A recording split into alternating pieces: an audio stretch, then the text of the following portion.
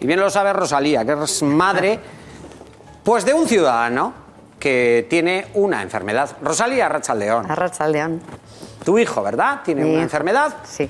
Que fue detectada con 17 años. Con 17 años y ahora tiene 40. ¿Qué enfermedad tiene tu hijo? Esquizofrenia hebefrénica. Es un tipo de esquizofrenia. Un tipo de esquizofrenia, sí. Antes de entrar a Rosalía, yo la he visto fuera y lo primero que le he preguntado, ¿qué tal está tu hijo? Pues está estable, está muy estable. ¿Estable? Sí, estable. ¿Está controlado, quiero decir, en cuanto a medicación? Sí. ¿Es un enfermo como cualquier otro? Pues Eso. Va cuando le citan en el centro de salud mental, va él. Al principio tenía que acompañarle yo, pero hoy en día él va solo, él sabe sus citas, él toma su medicación, él va a la farmacia a recogerla. O sea que una vida bastante, pues, como tú como yo. Sí. Ya, pero es que ¿sabes lo que pasa? Dentro de una normalidad. Ya, Rosalía, pero te voy a preguntar, a tu hijo, cuando saben que tiene una enfermedad como la esquizofrenia, ¿cómo le miran el resto de las personas? Lo que llamamos la sociedad, todos, ¿cómo miramos? Pues se relaciona muy poco. Entonces se relaciona con las personas que conoce o de familias que son conocidas nuestras. ¿Pero tú has percibido rechazo en parte? En un principio sí, hoy en día no. ¿Cómo detectáis, con 17 años, en el chaval, que algo está pasando? Bueno, fue un cambio de personalidad total. ¿Qué pasó? Total. Se quedó sin poder expresar sus sentimientos, no podía leer porque no entendía, veía la televisión y tampoco entendía.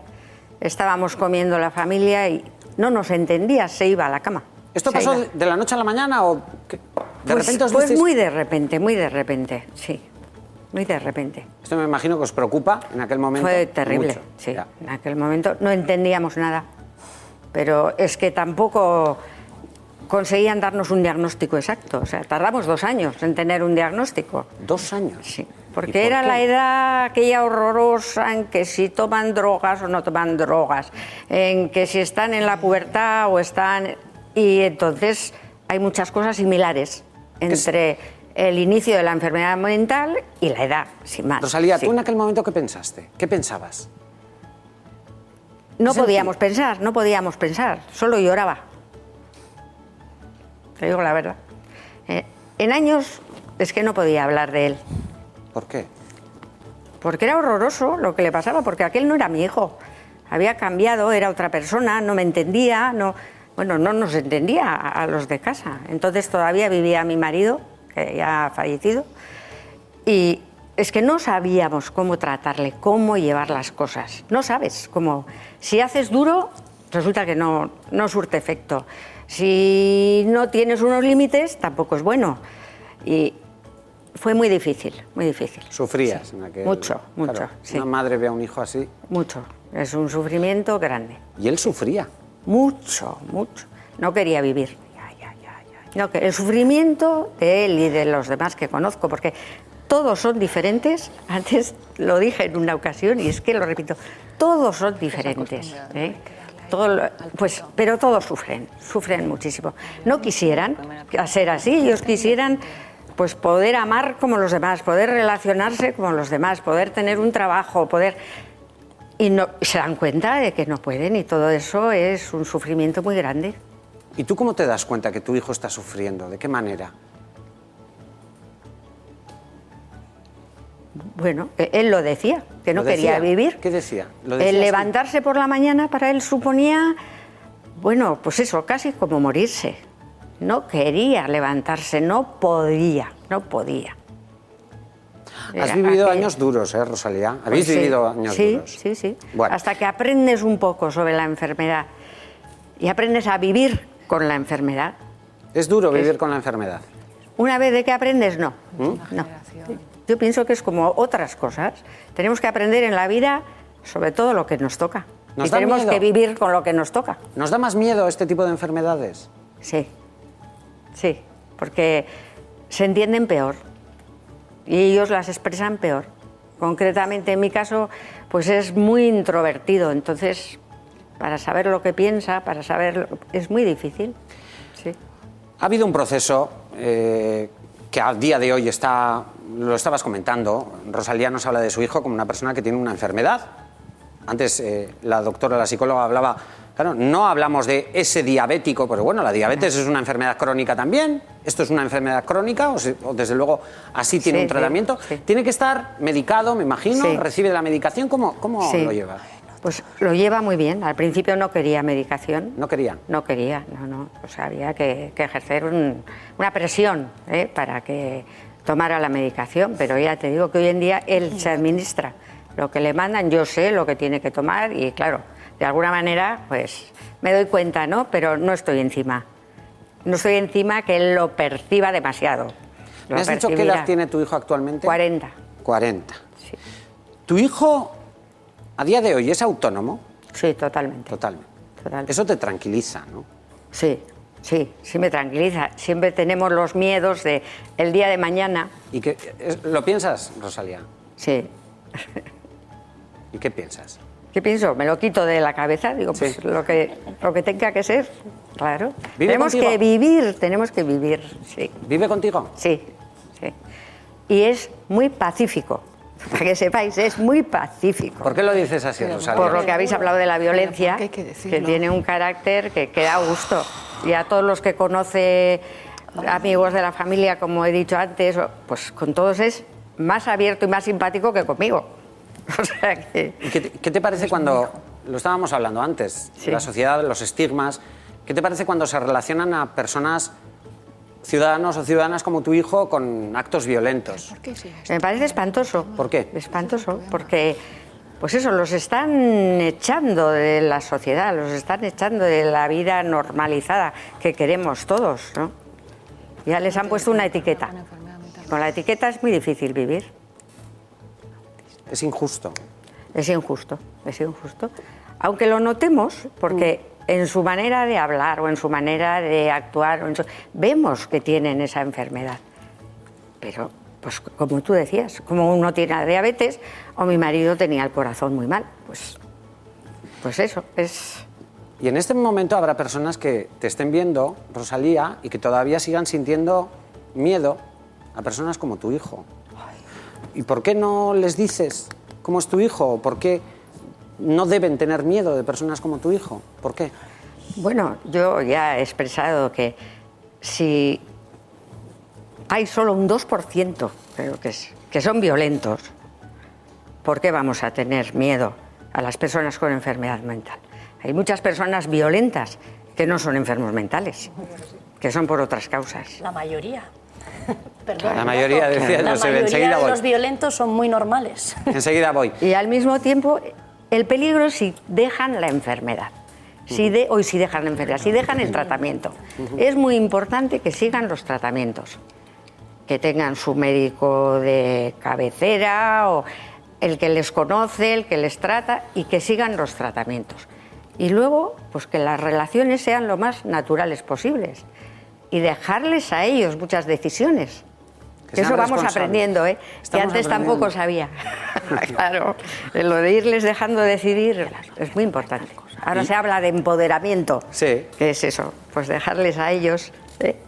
Para eso hay que tener algo que se percibe en solamente conocer a Rosalía un poquito, y es también el amor, que creo que... Aunque suene muy ñoño, sinceramente, yo creo que es algo esencial. El amor, es que a un hijo, ¿cómo no vas a tener amor? Rosalía. Gracias. Suri.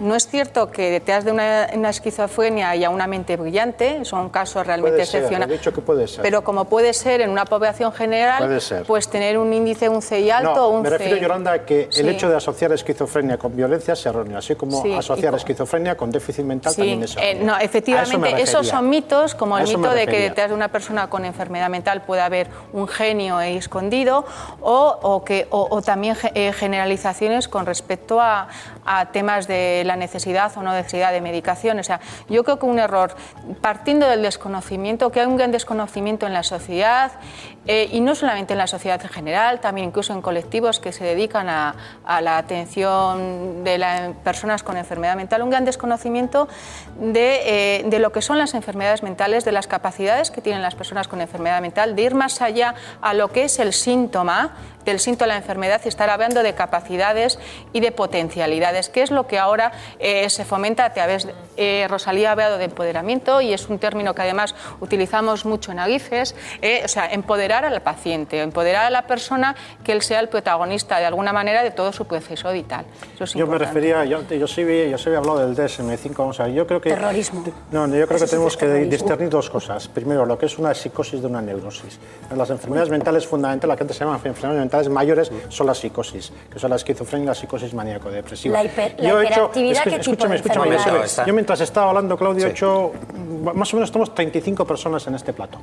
De estas 35 personas, 7 consumen psicofármacos, estadísticamente. Es decir, el 20% de la población consume psicofármacos, lo cual no quiere decir que el 20% de la población tenga enfermedad mental. Ojo, las enfermedades mentales, las auténticas enfermedades mentales, en teoría auténticas, la psicosis, son un 5% de la población. A ver, lo del auténtico y auténtico. Pues, entre comillas.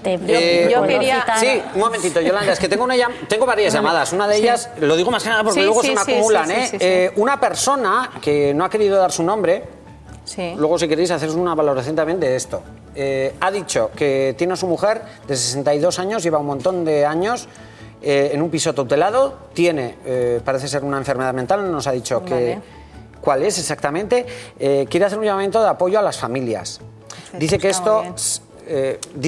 su caso, desde luego, es que sí que le han ayudado en el hecho de profesionales que le han ayudado, la medicación sí funciona y que se puede llegar a cierta normalidad, utiliza este término, pero bueno, más o menos entendemos todos, pues gracias al apoyo. Pide apoyo a las familias.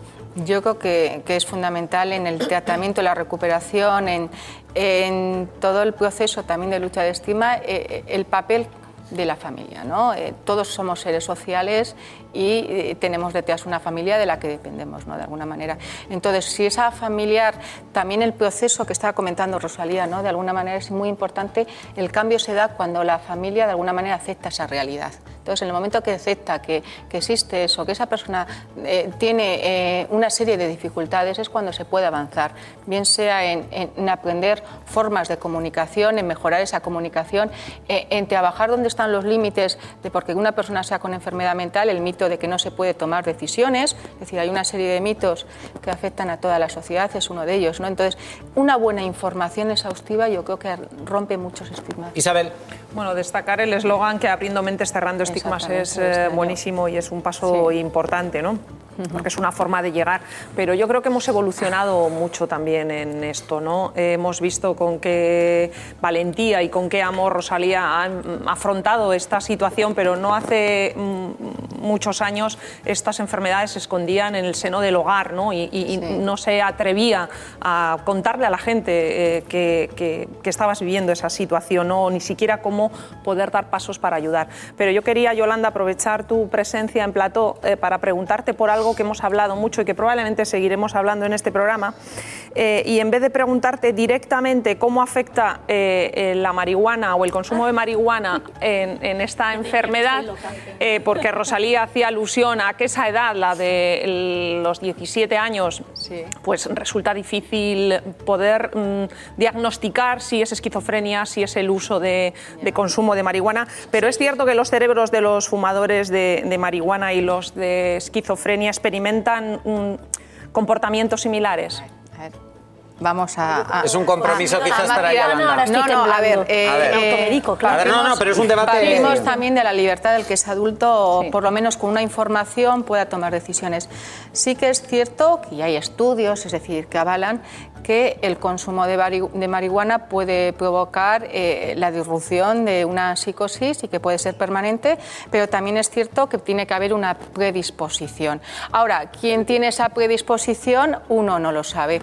Entonces, pues hay casos diagnosticados de psicosis por consumo de tóxicos, entre ellos la marihuana. Es importante decirlo porque uno cuando ya es adulto y tiene pues 20 y tantos, 30 y tantos, que decida, pero sobre todo a los adolescentes plantearles esta realidad. Hay una predisposición genética. Sí. O sea, eso entonces, haciéndote un estudio genético, puedes saber... Igual se que puede el tabaco, saber... El tabaco produce cáncer de pulmón. Epidemiológicamente está claro, el tabaco produce cáncer de pulmón, pero no todos los fumadores tienen cáncer de pulmón. Tiene que haber una predisposición genética. Pues lo mismo que ocurre ocurre con la marihuana. Lo mismo que ocurre con la marihuana. El alcohol produce una degeneración cerebral. Encefalopatía de Wernicke perfectamente descrito con una encefalomalacia del copón. Y perdón por el copón. Quiero decir, está perfectamente descrito. Y eso sí que no es genético.